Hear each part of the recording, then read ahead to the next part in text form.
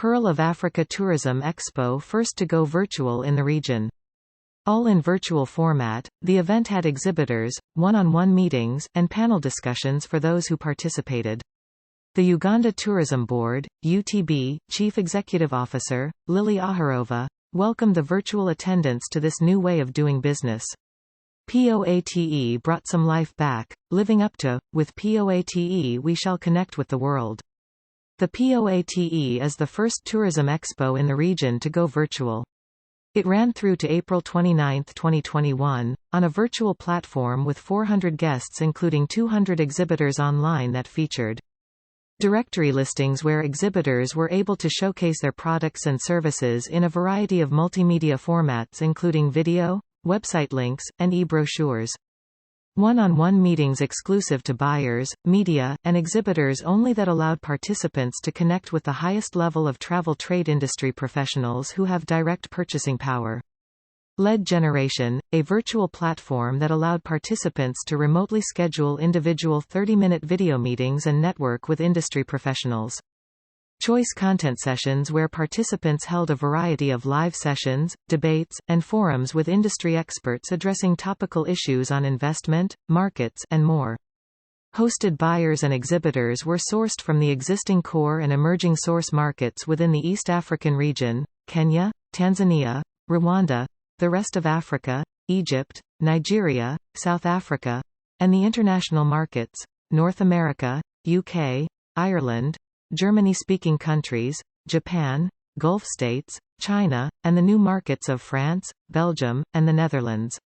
In addition, trade visitors who wished to familiarize themselves with industry trends and developments, had the opportunity to listen in on a session moderated by Peter Igaga, who launched the opening session in an exclusive setting at the Speak Resort and Conference Center located in the Munyonyo Commonwealth Resort.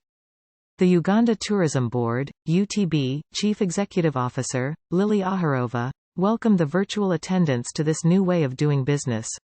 She assured participants that the UTB is at a point of optimism, giving reference to 350 million globally that have been vaccinated and 70 million that are fully vaccinated.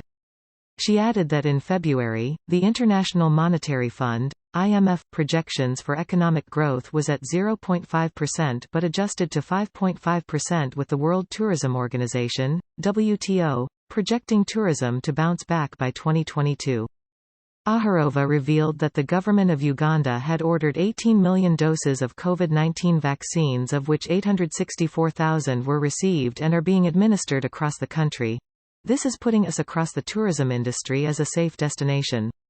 We are protecting our staff, and this should be able to give confidence to tourists, she said. Lily added that there was no better time to hold POATE in order to give hope to everyone. Standard operational procedures, SOP, were put in place in accommodation facilities, and Uganda was a safe place to take a break from the lockdown. Also in attendance at the launch were representatives from the private sector including Dennis Entej of Raft Uganda, Peter Mwanye RT of Uganda Chapter, and Amos Wekesa of Great Lakes Safaris and Uganda Lodges, who shared their thoughts on the pandemic. Dennis Entej said that the private sector has had to adjust to the new normal by going digital in order to keep business networks through virtual tours. He admitted that the Private Sector Foundation, PSF, had offered grants to businesses to keep them afloat. Regarding bookings that were made in advance of the lockdown, he commended Uganda Wildlife Authority, UWA, for giving credit notes and rescheduling bookings. Amos Wekesa used the opportunity to encourage Ugandans to get vaccinated. He said that the trajectory of the tourism industry was high since the public relations firms hired by UTB for the English and German-speaking markets in 2016 had done a tremendous job, and 2020 was supposed to be a great year for tourism, but the pandemic ruined all those hopes.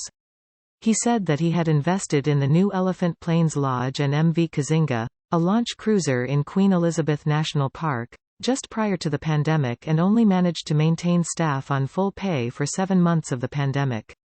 POATE should, therefore, be harnessed to bring value to the industry as ITB Berlin and WTM London, the biggest industry expos in the world, for examples to attract business to Germany and the UK respectively.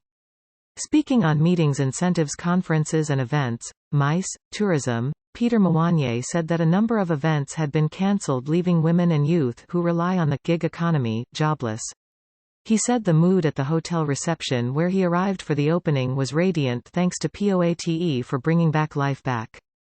With POATE we shall connect with the world. Watch the opening ceremony. U2.B. #rebuilding travel